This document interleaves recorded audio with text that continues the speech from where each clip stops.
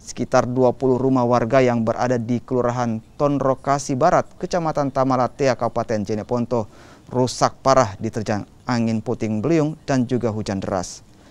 Dinding dan atap rumah rusak diterbangkan angin. Bahkan, 2 unit rumah warga hancur dan sebuah rumah ibadah juga terkena dampak.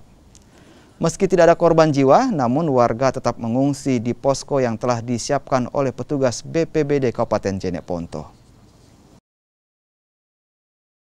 Ditaksir sekitar 20, Pak. 20, Pak, ya? Ada 2 yang rusak parah, yang sudah tidak ada atap.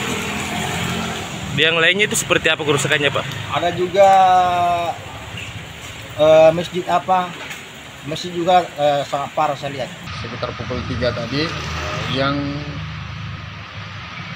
membawa dampak terjadinya rumah yang rusak ringan dan rusak berat, dan ada fasilitas ibadah, 1 masjid dan puluhan rumah yang mengalami rusak ringan dan rusak berat. Ada 1 rumah rusak berat.